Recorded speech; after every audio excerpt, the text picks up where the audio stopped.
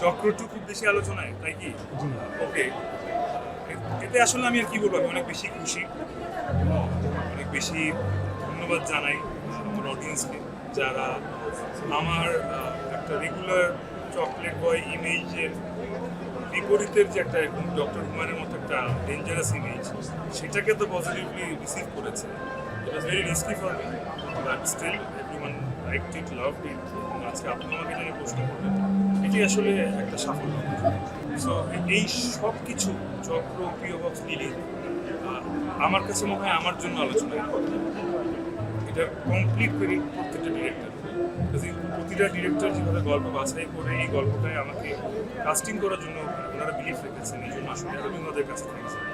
অবসান করতে যাবে ভেরি সুন আমার কাছে মনে হচ্ছে, বাতাস পাচ্ছি আমি। হবে না সেটার আসলে সত্যি পরিণতি আমি এখনো জানি না কবে নাগাদ এক্স্যাক্টলি হবে। ফিল্ম আবারও বলি অনেক বড় একটা বিষয়, অনেক অনেক ধৈর্যের বিষয়, অনেক দায়িত্বের বিষয়। সেই দায়িত্ব একরকমভাবে চক্রের ক্ষেত্রে আমি নিয়ে চেষ্টা করেছি, এবং সত্যি বলতে আমি ভেরি গ্ল্যাড এটা জানাতে যে চক্র সাকসেসফুল, ব্যবসা সফল একটা ওটিটি কন্টেন্ট হয়েছে, এবং আমি যেখানেই যাচ্ছি প্রশংসা পাচ্ছি। তার মানে আস্তে আস্তে আমি হয়তো এখন একটা সিনেমার দায়িত্ব নেওয়ার জায়গায় যাচ্ছি আমার কাছে মনে হচ্ছে। বাকিটা আমি না, বাকিটা প্ল্যানিং সর্বসময় উপরাল্লা করে। উনি যখন প্ল্যানিং করে দেবেন তখন এছাড়া আসলে যারা আমাকে ভালোবাসেন, যারা যমুনা টিভিকে ভালোবাসেন, সবার উদ্দেশ্যে বলবো ভালো জিনিসের সঙ্গে থাকবেন, ভালো জিনিসের সঙ্গেই ভালোবাসা ঘটলে চমৎকার কিছু হতে পারে। সবার মাঝখানে কি শয়তান থাকে? আসলে থাকে।